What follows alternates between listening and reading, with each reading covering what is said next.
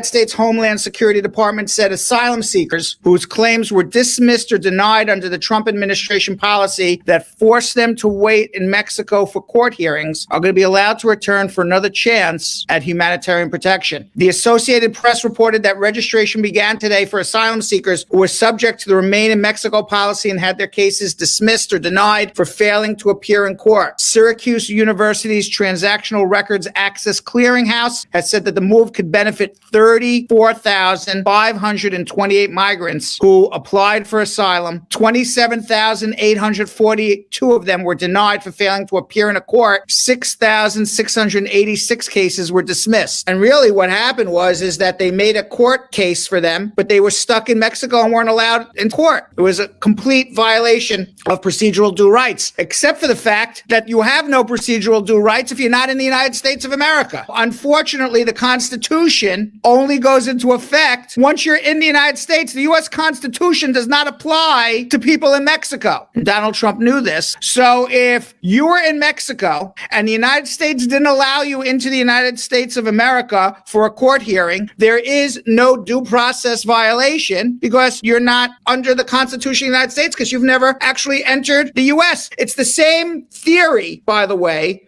when you come into an airport and you get summarily found inadmissible. Before you go through immigration and before you get your luggage and you walk out of those customs doors where you see all the people with their balloons, welcome, welcome, and until you get through those doors, you haven't entered the United States. And if you haven't entered the United States, the Constitution doesn't apply to you. And it's the same theory in Mexico. The Constitution didn't apply, and therefore Trump was able to schedule asylum hearings for people and didn't allow them to go in to the United States to have their asylum hearing, and then said, sorry, case denied. You say, that's really unfair. It is unfair. And if they were in the United States and they were prevented from going to court, it would be a procedural and substantive due process violation of the Constitution, except the Constitution doesn't apply if you're not in the United States. So now President Biden, if you remember, he halted the Remain in Mexico policy his first day in office. He allowed 26,000 asylum seekers with active cases to return to the United States. This is the 34,000 who had court hearings, who Trump scheduled the court hearing, let them stay in Mexico. They didn't show up, case denied, go home. You're not allowed in America. Wow, it's completely unfair. But again, the Constitution doesn't apply to people in Mexico. You have to be in the United States for the U.S. Constitution to actually apply to you. So Biden is changing that policy. It's a nice, good thing to do. I hope he does it with good optics, because from a humanitarian standpoint, there was 34,000 people, if they were on the other side of the border, had a blatant disregard for the Constitution of the United States of America, except they were on the Mexican side. Problem why I say with optics is probably doesn't look good politically to go find 34,000 people in Central America, put them on airplanes and bring them back to America for court hearings. I would think that the Republicans and Fox News will have a field day on that one. So I hope Biden does it with good optics, because even though his heart may be in the right place, politically, probably not the smartest move in the world. But we'll find out. I'm in favor of it as long as it's done optically, because I got to think long term. Everyone's got to think long term. We need the Democrats to stay in power. Meanwhile, a procedural vote, voting rights bill, a procedural vote to open debate on the Democrats' election bill legislation was defeated yesterday by a tally of 50-50, falling short of the 60 votes needed to succeed and end the filibuster. And we talked about the filibuster yesterday. The filibuster means you need 60 votes to end debate so you could have a vote on whether or not to pass legislation. So if 60 senators don't vote to end the filibuster, debate goes on indefinitely forever. 10 votes short, 50 Democrats voted in favor, 50 Republicans voted against. Now, Democratic senators say the legislation is necessary to counter state-level efforts to restrict voting access. Republicans have said it's a partisan power grab. And you know what? The reality is this. Both the Democrats and Republicans, they're trying to fix the voting rights to benefit them. Of course, Democrats benefit when more people vote. More people vote Democrat than Republican. Republicans benefit by preventing people, working class people, and preventing minorities from voting. So that's what this is all about. It is a power grab in the sense that the Democrats are doing it to benefit themselves. They're also doing it to benefit democracy. Democracy works a lot better when more people vote. But certainly, more people voting helps Democrats. Less people voting helps Republicans. Now, the bill's failure to move forward is going to force Democrats to confront the question of what else they can do to press the issue, and will most likely trigger a fresh outpouring of calls from progressives to eliminate this filibuster. It's the 60 votes needed to end the debate to have a vote. Now, the votes are not there yet to eliminate the filibuster because you need at least 50 votes to change the law to end the filibuster. And many moderate Democrats, including Senator Manchin from West Virginia, are against it. But when Senator Manchin sees that his bills are not being passed either, and he wants to pass his bills,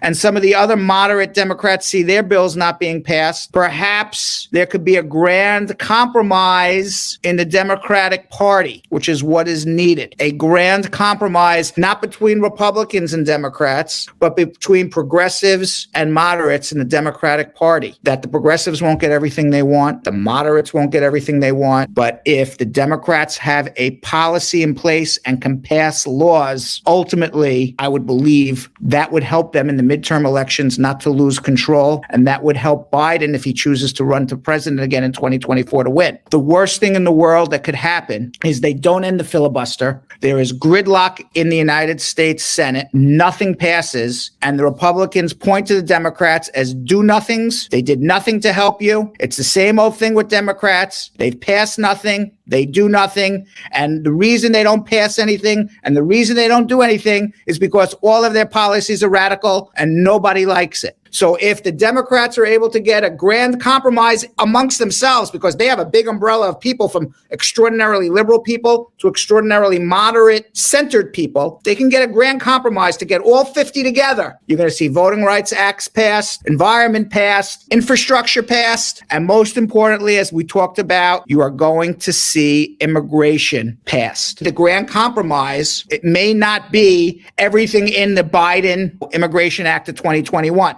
It may be half of that, but you know what? I'll take half rather than zero. The Democrats need a grand compromise amongst themselves. As part of that grand compromise on all of these different issues, they agree to end the filibuster and pass their legislation. I hope that's what happens. Meanwhile, this is quite comical in a way. I read yesterday that the Daily Beast, they reported yesterday that former President Donald Trump tried to get the Justice Department involved to investigate Saturday Night Live, the sketch show on NBC at 11:30 at night, because they were mocking him. In a tweet no longer available because Trump is still banned from Twitter due to inciting a violent insurrection, the man in question said, "It's truly incredible that shows like Saturday Night Live, not funny, no talent, can spend all of their time knocking the same person, me, over and over without so much of a mention of the other side. Should the Federal Election Commission and or the FCC look into this?" Now, two anonymous sources told the Daily Beast that Trump had talked to lawyers on what the Justice Department could do to put an end to Saturday Night Live, to put an end to mocking him. So even if Trump didn't have the power to retaliate against SNL because the show is satire, and since it's satire, it is protected under the freedom of speech, the fact that he thought he could is really scary. And all jokes aside, it is an obvious abuse of power. And despite the fact that he's no longer in office, it shows that he tried to silence anyone who disagreed with him or questioned him on his decisions, even on a sketch show that hurt his poor little pumpkin feelings. Now, according to people familiar with the matter, there's the Manhattan investigation of the Trump organization and Donald Trump and the Trump family. The New York prosecutors are investigating whether a top Trump organization executive, Matthew Calamari, received tax-free fringe benefits as part of their probe into whether Trump's company and its employees illegally avoided paying taxes on such perks. Now, prosecutors' interest in Calamari, once Trump's bodyguard, indicates that their probe into the Trump organization's alleged practice of providing some employees with cars and apartments extends beyond the Weasel, Alan Weaselberg, the company's chief financial officer. Neither Calamari nor Weaselberg nor anyone else connected to the company has been accused of any wrongdoing yet. The office of the Manhattan District Attorney Cyrus Vance Jr. has been pressuring Weaselberg for months to cooperate in its investigation. New York City had an election to decide who's going to be the next district attorney. There's two people still in the running. We don't know who won yet. They're going to announce who the new new district attorney is going to be. And we'll see if they continue this against Donald Trump. We'll find out. We got to watch the news and see who wins the district attorney in Manhattan and see if they are willing to go up against Trump. It's not going to be this district attorney. It's going to be the next one. I'm going to have a new district attorney in a few months. So we'll find out what's going on there. Meanwhile, in coronavirus news, the United States has more than 33.5 million confirmed coronavirus cases, 602,000 deaths. Deaths are going down. We're not having as many anymore, thank God. Worldwide, there are more than 179 million cases, more than 3.9 million deaths. A CDC advisory panel met today to weigh the risks of COVID vaccinations for young adults after reports of heart inflammation among a small number of teens. As of June 14th, U.S. health authorities had confirmed 323 cases of myocarditis, which is an inflammation of the heart muscle, or pericarditis, which is inflammation of the sac that surrounds the heart, in people younger than 30 who had received either the Pfizer or the Moderna vaccines. That's out of more than 310 million doses administered. 323 people got sick under 30 out of 310 million doses. Now, the Advisory Committee on Immunization Practices said in May that the relatively few reports of myocarditis appear to be mild and are below the expected baseline rates. A report from the Inspector General of the Department of Health and Human Services found that deaths among Medicare patients in nursing homes soared by 32% last year. It is the most comprehensive look yet at COVID as it ravaged the most vulnerable victims. 4 in 10 Medicare recipients in nursing homes likely had COVID in 2020, and released government records show that 900 U.S. Secret Service employees tested positive for the coronavirus. The Delta variant, first detected in India, now represents more than 20% of infections in the U.S. in the last 2 weeks. Declining U.S. infection rates are beginning to plateau, and there is increasing concern that because of the Delta variant. India has become the second country after the United States report more than 30 million infections. Brazil has 505,000 deaths, second only to the United States. Meanwhile, if you live in New York City and have not been vaccinated yet, Mayor Bill de Blasio announced today that the city will provide in-home inoculations in an effort to get more residents vaccinated. The city will come to you. The city already offered the service to homebound residents, but now it includes anybody. Just call up the city and they'll come to you and give you a jab. You don't have to go to them. The city has counted more than 9 million vaccinations so far. Ready for some hump day? Why not? We have any camels are ready to come out. Let's see what's going on hump day, guys. Starting in Japan, a team of emergency rescue divers was confused after responding to the scene of a nude drowning woman, only to discover it was actually a floating life-size sex doll. We cannot do any hump day here without at least one sex doll story. They brought out the entire rescue crew in this town in Japan, and it turns out that it was not a floating dead body. It was a nude sex doll. The crazy situation was chronicled on Twitter by YouTuber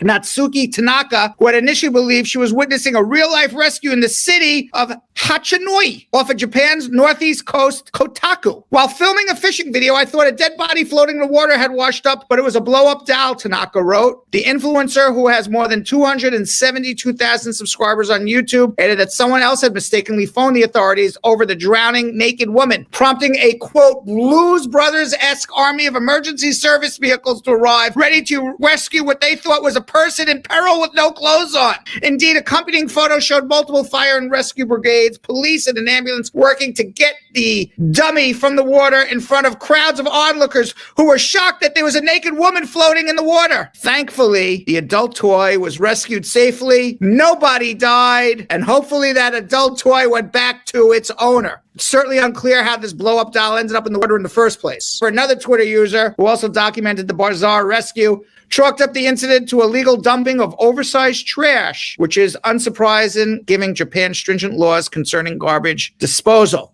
They also have come out with a new Morse code acronym, SOS. No longer is for drowning victims. It is also SOS stands for Save Our Sex Doll. Meanwhile, did you see this on Sunday during the final round of the U.S. Open? A golf fan decided to rush the course before Bryson DeChambeau shot on the 13th hole. There he is in the video captured by Rich Beam, the streaker sporting a visor, what looks like a woman's crop top, shorts, and a gay pride flag as a cape while carrying a golf club and golf balls. He decided to smack a few balls while dancing for the fans at Torrey Pines. The fun did not stop there as security swarmed him. The fan pretended to give himself up, but then sprinted away at the last second. A security guard on a golf course cut him off and then tackled him to the ground. The fan's name is Connor Murphy. He was able to avoid jail time. According to his Instagram, he was spreading awareness for gay pride. Finally, since we had our elections yesterday, they were held yesterday in New York City. However, it was not a good day for one city council candidate who was running in Manhattan. He found himself in a late-breaking case of electoral bondage. Video of candidate Zack Weiner. Yes, Weiner is his last name. 26 years old, enjoying a sadomasochist session, found its way onto Twitter. The tweet from the anonymous account, which posted the video last week, said, "My magnificent dome friend played with Upper West Side City Council candidate Zack Weiner, and I'm the only one who has the footage." Can you imagine this guy running for